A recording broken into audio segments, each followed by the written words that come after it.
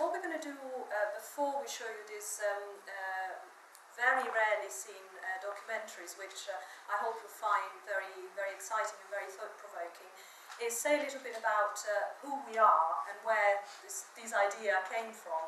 And I shall start simply because in many ways I feel a bit of a fraud because I don't actually work on cinema.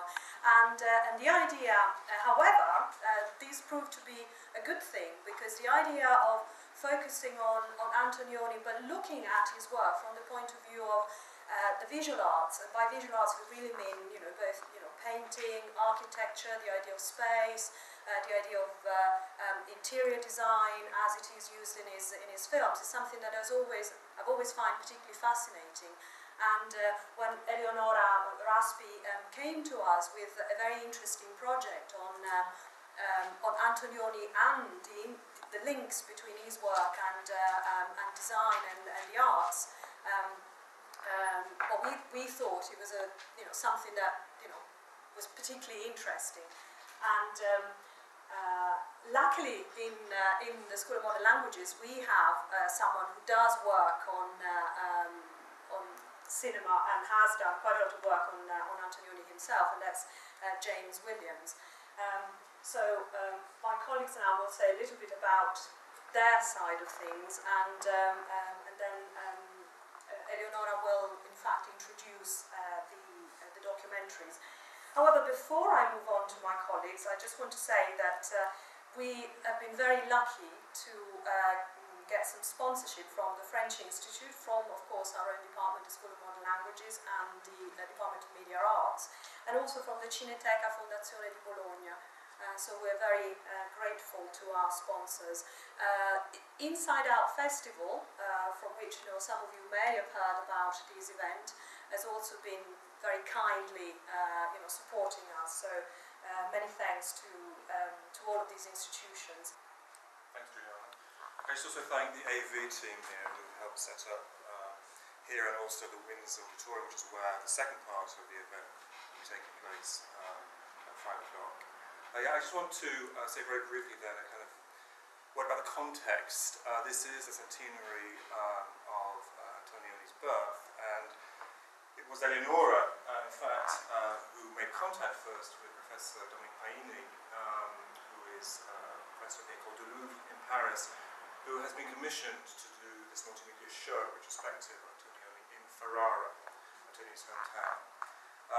And we approached him, and he said he was willing to come, and we also approached two specialists who are film specialists, but also in particular on Antonioni. One has arrived already, Laura Rascaroli, and the other one will be arriving very shortly from Sussex, and they have produced this wonderful volume of Centenary Essays, which I'm going to make a little plug for you on your behalf, Laura. It's a really wonderful celebration of Antonioni's work and raising important critical questions about his legacy, questions which will preoccupy us today as well, because I thought that what we could do is have a kind of sort of open forum for discussion around Antonioni's work, show some rare documentaries which bookend his career, as ELEONORA will emphasize, and also talk about questions which perhaps aren't always covered with Antonioni. I mean, Antonioni, since you mentioned the name, it's modernism, the father of modernism in the 60s. The reputation of Antonioni always precedes the work, and that is of him as the founding father of modernism, along with Bergman and Godard. That can be obviously very good, but it can also be counterproductive sometimes. I mean, what happened before Antonioni became Antonioni is a question that I think we could be asking today. And what happened after the sort of golden years in the 70s and 80s and 90s, and really right into the new millennium. And one of the ways which I thought we could do that is to consider the question of his relationship to the arts. The fact is he was a painter before he became a filmmaker. The fact is he's always engaged with the fine arts. And I think this is a chance, in part of the general reassessment of Antonioni's work that's happening throughout film studies, film history. That's one prism, and a very important prism, I think, through which to reassess, re-engage with his work afresh. This is the moment, just a couple of years really after his death in 2007, in which we can really sort of try to start the process of re-engagement with the totality of his work, to really look at everything there. And it's a huge corpus, as Laura will acknowledge. So with that, I'd like to pass the baton on to Eleonora, who will talk about documentaries that you will be seeing. Hello everyone, and welcome here, and thank you very much again for being here. As planned, as Professor James and Professor PIERI said, announced before, we are going to see two documentaries, and they are very particular documentaries. They are the first and the last work of Antonioni. And I would like to emphasize the fact that we made this particular choice for a reason, for many reasons actually. But the main important thing is because we wanted to understand Antonioni as a filmmaker and as an artist better. And I think that, and we strongly believe, to understand him completely, we should see the beginning and the end all together, and to see how much Antonioni has been involved for more than 50 years, but at the same time, how much he maintains some thematic and stylistic preoccupation already since the beginning. What I'm referring to is in particular eye towards reality and towards visual art. The two documentaries are, the first one is Gente del Po, that it is people from Po Valley, that he made in 1947. And the last one is Lo Sguardo di Michelangelo, that is literally the gaze of Michelangelo, that he made in 2004. So these two works are completely different in a way. One is in black and white and has a commentary by Monica Vitti, and the other is in color, and it doesn't have any commentary. The first one is set up on the river on the bank of the river Po in northern Italy, in a very may I say, neorealistic scenario in a way. We are at the end of the 30s. And the second one is set up in Rome, in a church in San Pietro in Vincoli. In the first one, you can see the eye of the young Michelangelo, who starts his beginning, is eager to create his own language, to create his own structure, to create his own poetic in a way. And in the other, for me, is a sort of goodbye. It's a goodbye to his life. It's a goodbye to his career. And you will see him in a silent dialogue with the statue of Mosè, made by Michelangelo Buonarroti in the Renaissance. So in that particular one, we will have a dialogue between the two Michelangelo, the two great masters of Italian of Italian art, I would say. And the last thing that I wanted to emphasize is the fact that, for me, it's pretty curious that Michelangelo Antonioni is known for his great fiction films. He's known for Blow Up, he's known for Red Desert, for Zabriskie Point, for all these kind of big features. But he began his career with a documentary, and he finished his career with a documentary. And for me, maybe he didn't do it on purpose, or maybe he did it on purpose, but certainly it says how much Antonioni cared about this medium, this device, how much he wants to investigate the reality. And then another thing that you have to know is that Gente del Po, the first documentary that you will see, I told you as an Italian commentary by Monica Vitti. But in reality, you cannot have subtitles because for technical issues we weren't able to provide any subtitles for you. I apologize for that. But despite of that, I think we still decided to show it because I think you can still appreciate the power of his images. And I really would like you to focus on some shots, in particular the close-up, where the abstraction element really came up. And as you know, abstraction is an element that occurs in many of his films. Think about Eclipse, for example, think about Red Desert. So we still strongly believe that it will have a very strong effect on you. And I think I can leave you with the documentaries, and we can keep talking about the documentaries, and if you have any question, if you want, I really hope that we'll engage in a very nice discussion all together after the roundtable. Enjoy.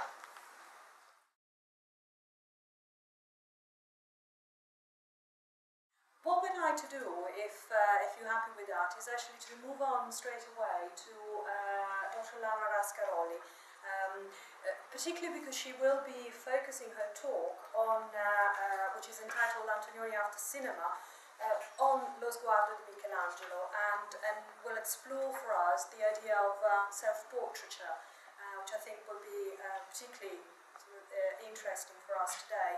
And I just wanted to say a few words about Dr. Rascaroli. We're very happy that she's here with us today. She's senior lecturer in film studies at University College Cork, and she's published very widely on cinema. And some of her recent books focus on postmodern cities in European cinema, and she's also worked on another book called The Personal Camera, Subjective Cinema and the Essay Film. Her previous work has also been very much focusing on Italian cinema and the work of Nanni Moretti, and I think one of the most recent publications is actually the Centenary Essays for on Antonioni. She has also co-founded and is currently the general editor of Alphaville, Journal of Film and Screen Media. So as I said, she'll be introducing us to a more in-depth study of Lo Sguardo di Michelangelo. Thank you very much. Thank you. First of all, let me thank you indeed, Giuliana, and also James and ELEONORA for organizing this day and for inviting me, and thank you for coming. I thought, that the idea of showing the first and the last films by Antonioni was brilliant, and it certainly helped me a lot because I think he made a few points for me. One is the idea that Antonioni, in a sense, embodies the cinema because he's there at the beginning and at the end. Now, maybe might sound slightly excessive. Of course, that's not quite the beginning of the cinema, but I will argue something like that. And another point that it kind of made is that Antonioni was, especially through the first film that we saw, that he was a powerful narrator. And that sort of aura of the artist of incommunicability, which of course he was very much there. At the same time, it's so wonderful to actually see his first film, which is instead is a powerful narration, and it contrasts, I think, in some ways with the last film, which is a completely different work. One thing that I wanted to point out, for instance, and it would be nice to talk about a bit, is the soundtracks of these two films. Unfortunately, in both cases, it was a bit hard to follow them. The first one, there is a voiceover, and I think it's quite extraordinary that actually we have a female voiceover at that point in time. It's quite unusual to have a film narrated entirely by a woman at that time. The soundtrack of Lo Sguardo di Michelangelo is fantastic, and it's such a pity that we couldn't hear it.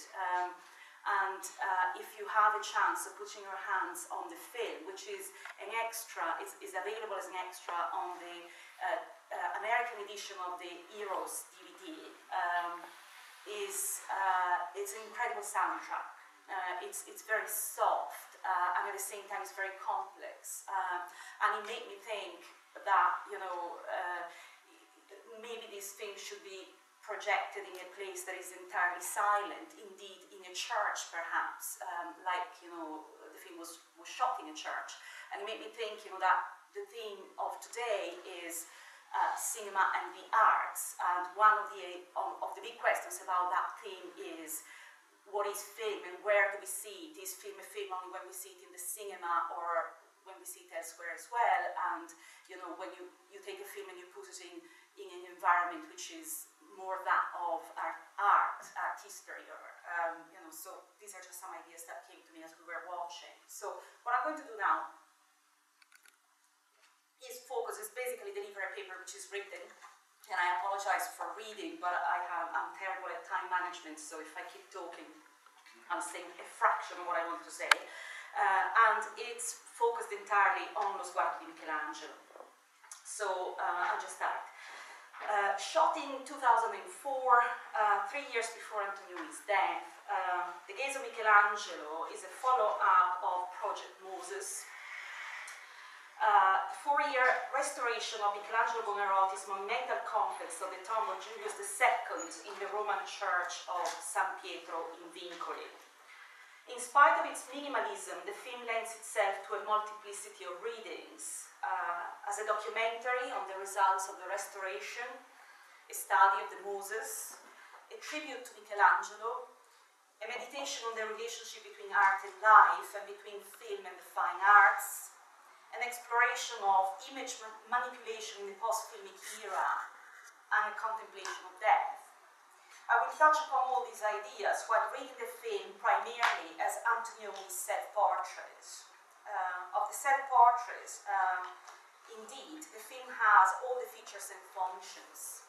Placed at the very end of his career and life, containing his last and almost only self-fashioned images, it acquires the function and value of a legacy. Although half paralyzed as a consequence of a stroke, we see Antonioni standing with ease and walking without aid. And thanks to an alteration of the image, a restoration that echoes the restoration of Moses itself. Antonioni here gives himself a fully able body, and I invite you to see this gesture in the light of the narcissistic tradition of the self-portrait. Self-portraiture was used as a promotional tool already by Renaissance artists, who began to think of identity as something manipulable. Furthermore, because of the freedom they afforded the artist on account of the lack of a commission and of the constant availability of the model, self-portraits were opportunities for technical experimentation. Indeed, Antonioni's manipulation of his own image attracts attention to the medium itself, I argue, at a time when, at the end of the century of the cinema, we now mourn its death at the hands of new technologies. Today, artists are using digital technology more and more in acts of self-portraiture that seem to us utterly novel and that exploit the possibilities of the medium in order to profoundly reinterpret the meanings and results of self-representation. On the other hand, while digital technology has introduced new possibilities for the act of self-fashioning, its novelty is relative if we agree with Maureen Turing's idea that, and I'm reading, the principles of image construction are only in part determined by the technology, since all the techniques associated with that new technology existed before, in a form of prefiguration.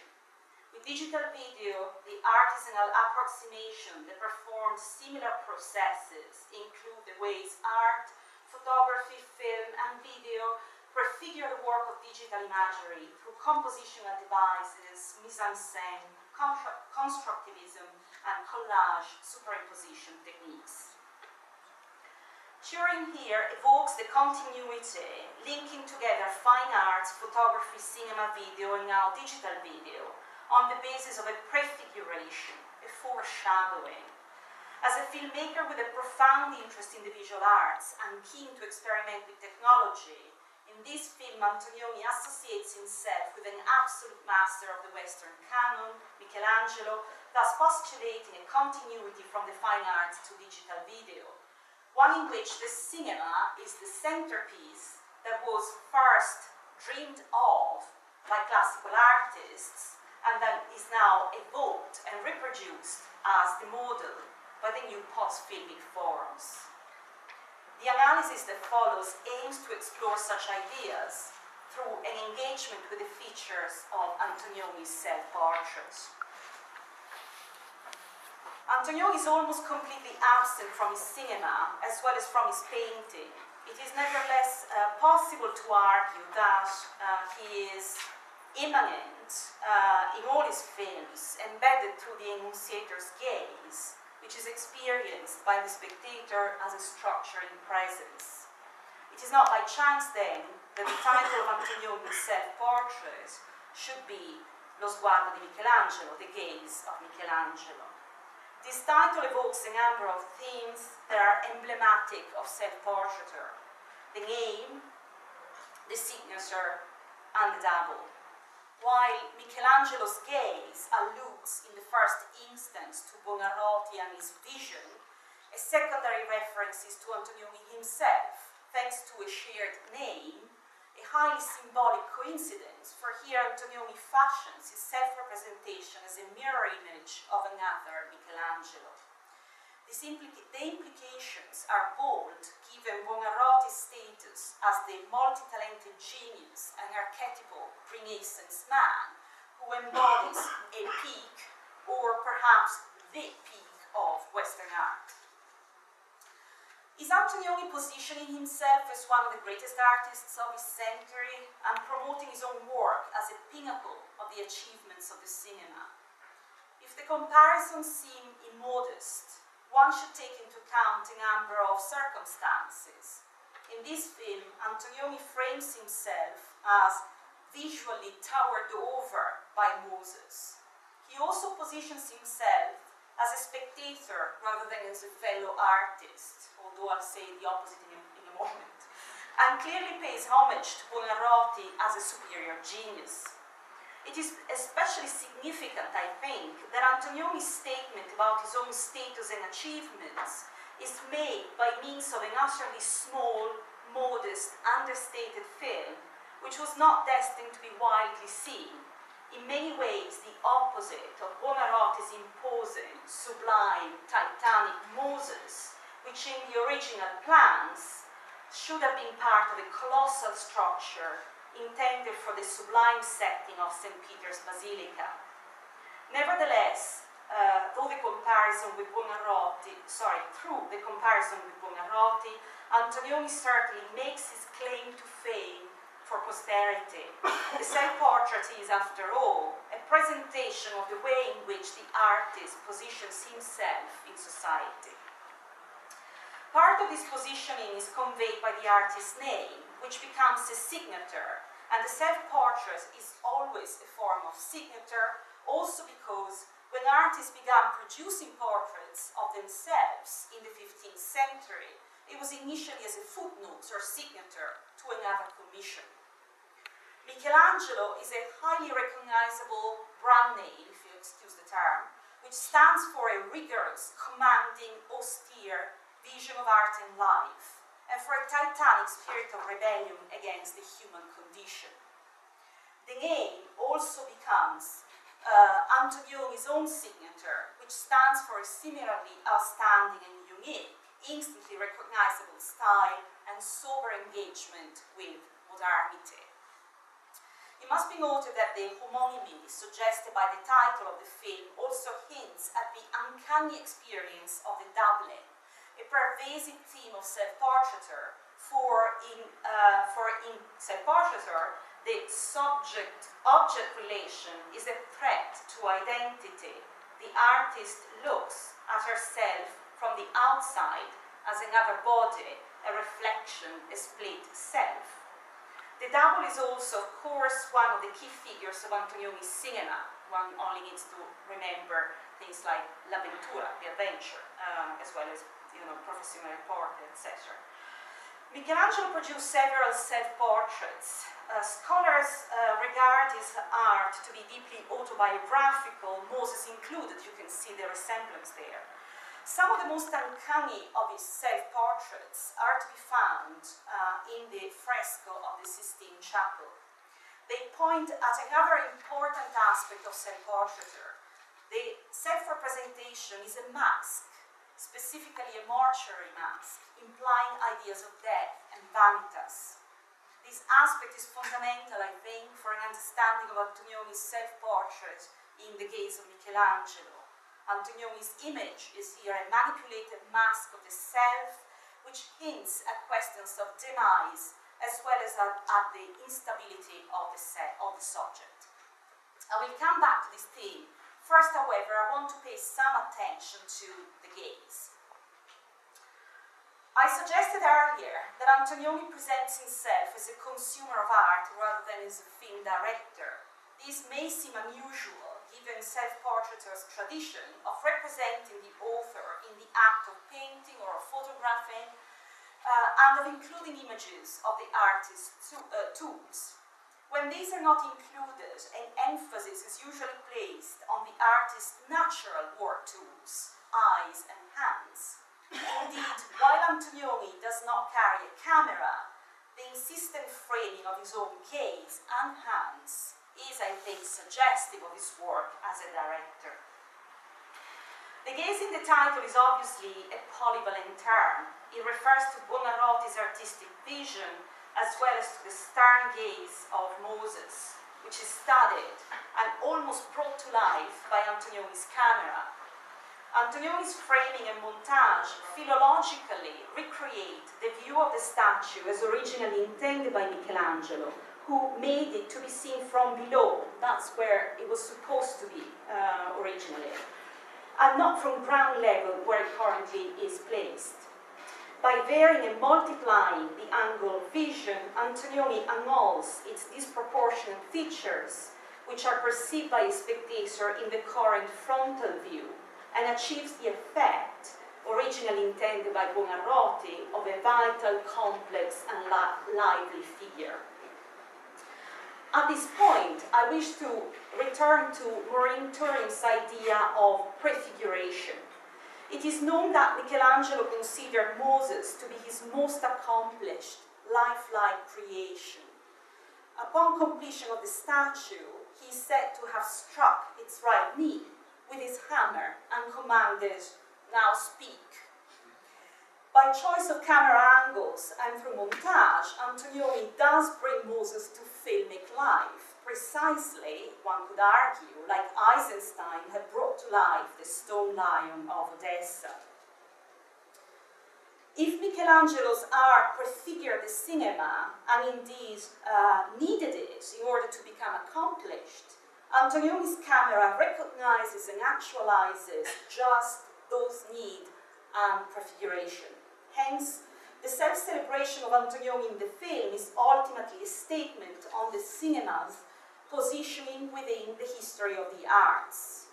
If in Histoire du cinéma, Godard declares that the cinema began with Edouard Manet, in the case of Michelangelo, Antonioni makes a cinema that, in order to produce a self-assessment, uses the forms of its own memory as seen from the viewpoint of its future. It is through the manipulated filmic image of his body that Antonioni creates such an assessment. Again, like Godard said about himself, Antonioni's life coincided in a sense with the life of the cinema. Born in 1912, he started to work during Neorealism, we saw his first film, reached his maturity in the golden age of filmic modernism, outlived the most innovative phase of the art, and then witnessed its death. In light of this hypothesis of Antonioni as an embodiment of the cinema in the gaze of Michelangelo, consider the overwhelming emphasis on body, matter and form in the film. One cannot stress enough the importance of the body in the self-portrait, which bases itself above all on the experience of the body, of the author's own body, as the site and theatre of experience.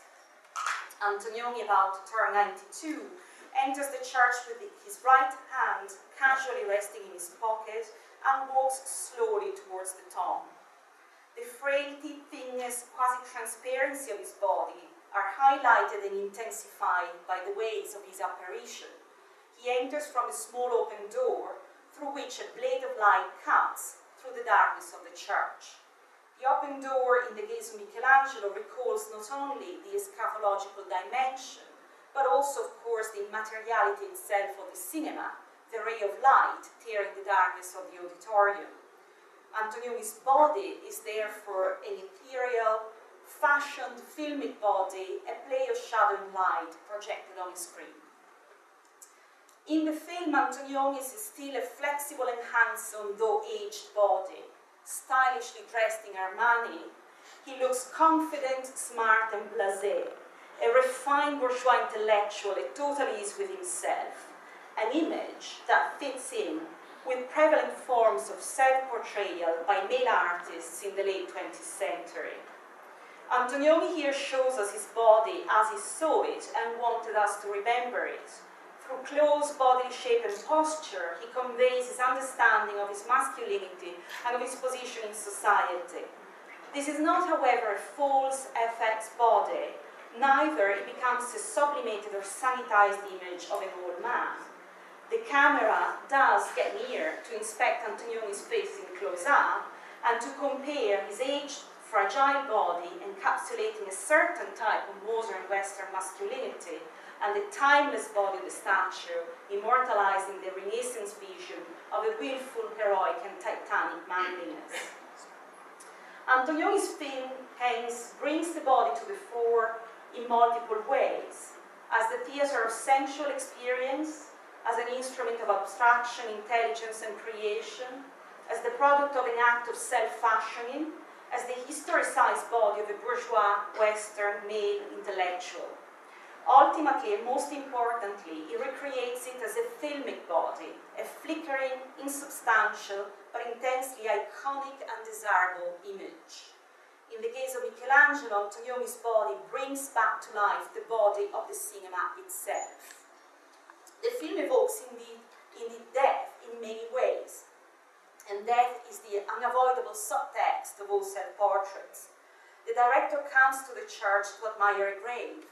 The church itself inspires thoughts of mortality and transience.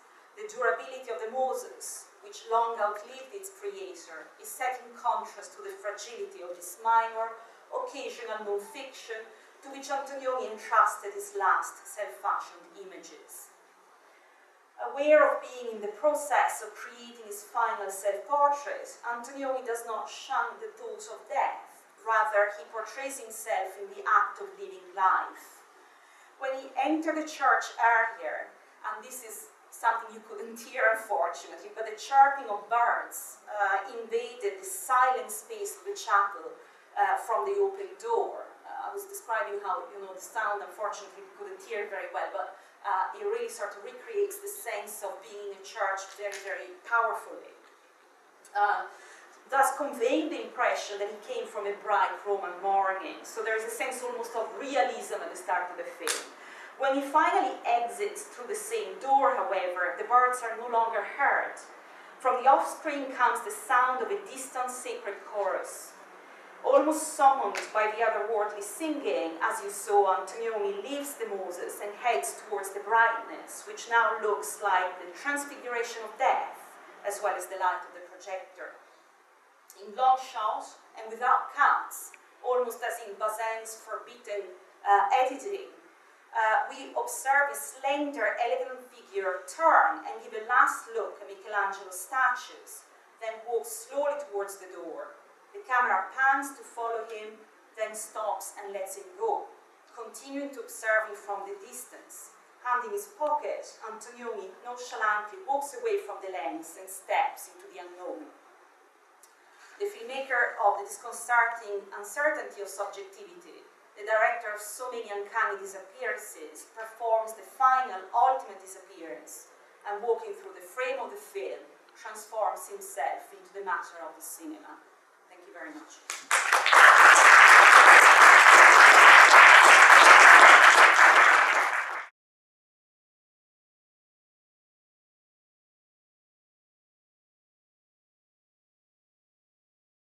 I think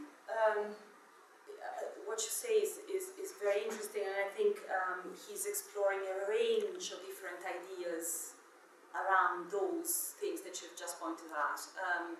I think he's certainly exploring the confines, the borders between arts, the place in which arts meet, and the place in which, arts sort of are similar and yet so different. You know, we all know, for instance, cinema is not tactile. At the same time, cinema is capable of creating, you know, recreating that sense as well. You know, the three-dimensionality as well of sculpture as well is another element, you know, that cinema recreates through an illusion, whereas, you know, obviously sculpture has, you know, matter there, you know, which is three-dimensional.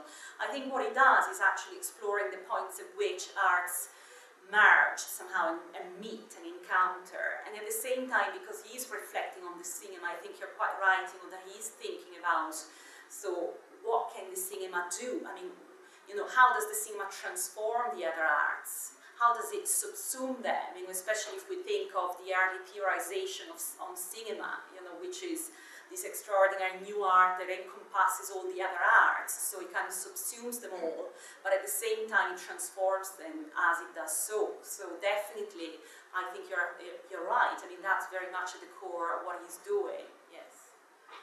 Thanks for the question.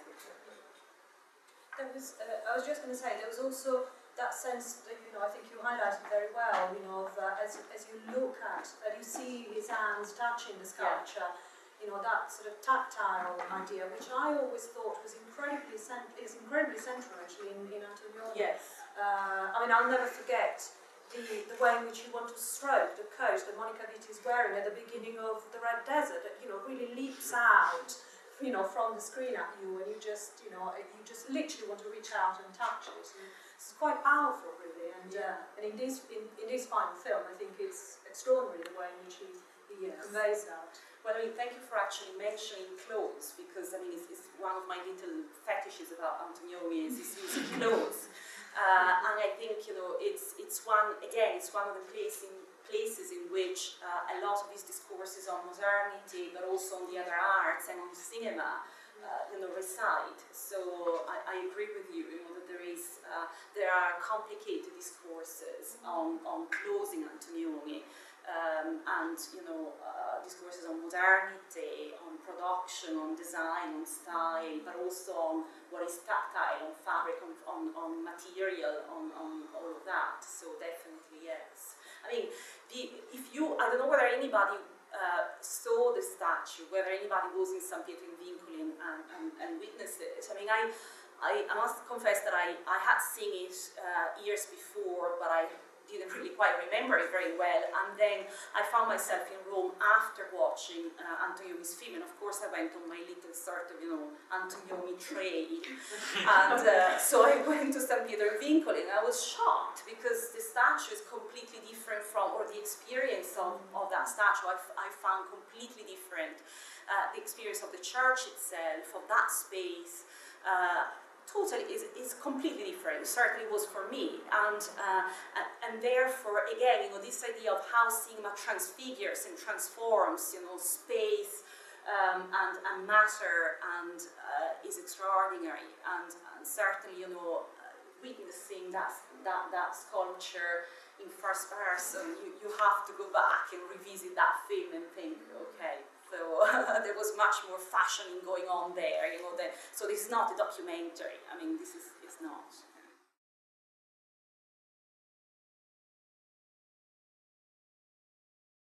Thank you very much for saying that, because again it attracts attention to what I was trying to explain at the beginning, that the soundtrack of this film is key, I think, to our experience of the film. It's absolutely central to it.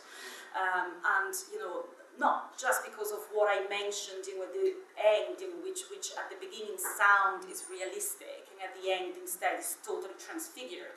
And not just because, you know, the atmosphere of the church, which is, you know, strongly constructed through sound, I think, but precisely also because of what you're saying, that the statue is brought to life also by the way in which he strokes it. And actually you do sense, I mean, if you could hear it properly, you do sense, you do feel, you hear the hand, you know, sort of stroking the statue. So absolutely, I think, you know, that the way in which, you know, all senses, you know, are conveyed. So there is a very tactile, or you know, sort of, you know, he tries to sort of bring things alive through a whole range of senses, and sound is very important.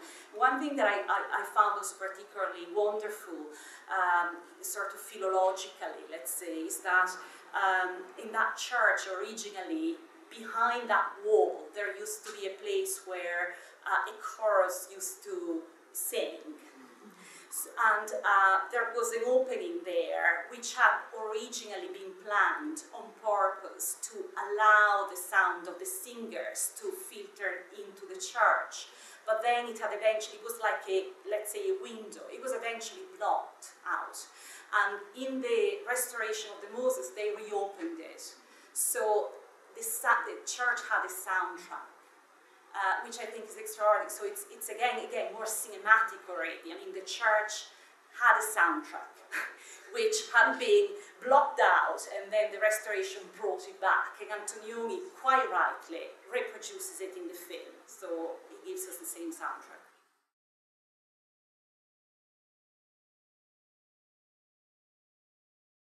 Again, I thank you very much for that question, because it allows me to say a little bit more about, for instance, why my choice of looking at this film is a self-portrait, which, you know, I have very little time, so obviously I couldn't go too much into detail, but, and I did try to say at the start that, you know, the film is open to a whole range of different interpretations, and I tried to mention a few, but I picked the idea of the self-portrait for a number of reasons. I mean, first of all, there are almost as many shots of Antonioni as there are of the Moses in this film. I mean, I counted them when I studied it, so I can't remember how many there are, but there's almost as many shots of Antonioni as there are of the Moses. And I think that is an overwhelming piece of information, if you know what I mean, in the sense that he is the subject of the film as much as the Moses is.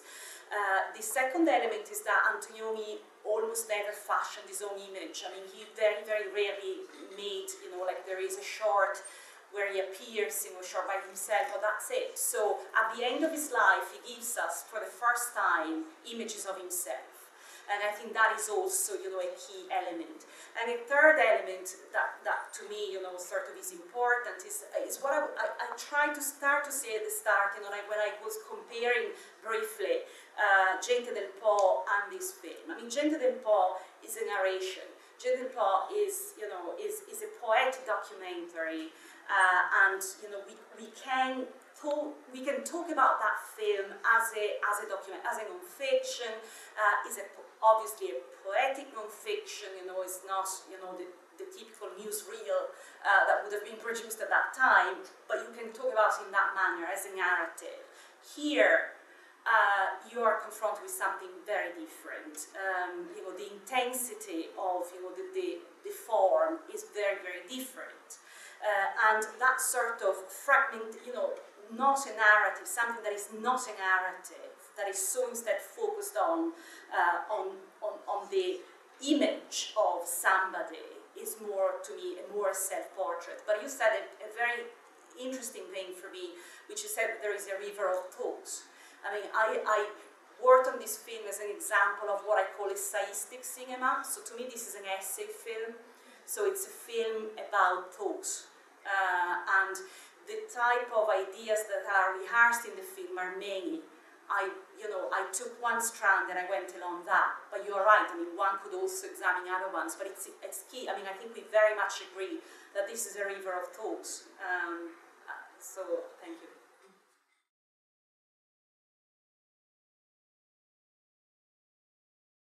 I think Antonioni certainly always tried to look at things with clean eyes, or to look at things and as we were talking, I mean, one thing that came to me is, for instance, the way in which he always took film genres and worked against them. You know, all that work that he did on genre, by, you know, referring to genres but subverting them at the same time, so sort of almost territorializing, you know, the discourse of genre, the normative discourse of genre, you know, so